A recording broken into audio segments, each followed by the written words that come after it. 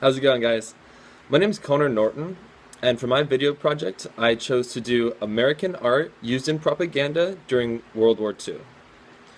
The two pieces that we're going to be looking at today is John Howard Miller's We Can Do It and J.M. Flagg's I Want You. Now, before we get into these two, we need to know a little bit about propaganda and also about World War II. So, let's get started.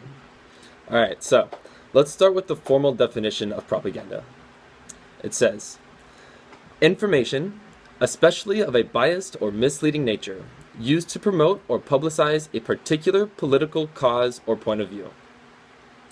Now, from high school, you guys should remember that this has been used in political ads, it's been used in the American Civil War, it's been used in civil rights, it's been used in pretty much everything.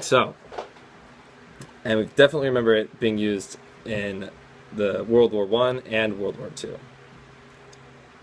Since my project isn't on World War I, I'm only going to do a quick review, but it is very important to note that the Allies, which was Britain, France, Russia, and the United States, beat the Central Powers, which was mostly Germany, but also included the Austrian-Hungarian Empire, the Ottoman Empire, and Bulgaria. This conflict lasted from July 28th, 1914 to November 11th, 1918, and consisted of 38 million casualties. After thinking about those numbers for a little bit, 38 million casualties, we can see why the United States would be so tired of fighting. I mean, the World War I ended in 1918, and only like 21 years later, World War II starts. So most of the people that were alive for World War I were still alive for World War II. So when World War II started, people remembered what happened 21 years earlier. They lost husbands, wives, brothers, sisters, friends. So at the beginning of the war, the morale for both civilians and soldiers was really low.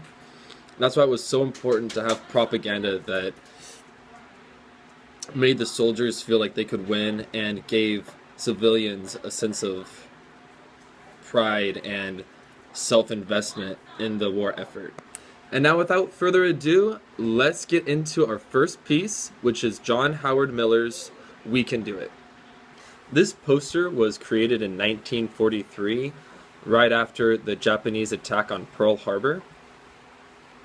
And so what happens during wartime, at least in World War II and World War I, was the United States government would make factories stop producing utilities such as cars and just household items and start creating wartime goods, such as guns, ammunition, tanks, planes, things like that. And since all the men were away at war, it was women in the factories creating these things. So it was really propaganda like John Howard Miller's We Can Do It that really kept the morale going with the women in the factories while their husbands, brothers, grandparents were all away at war.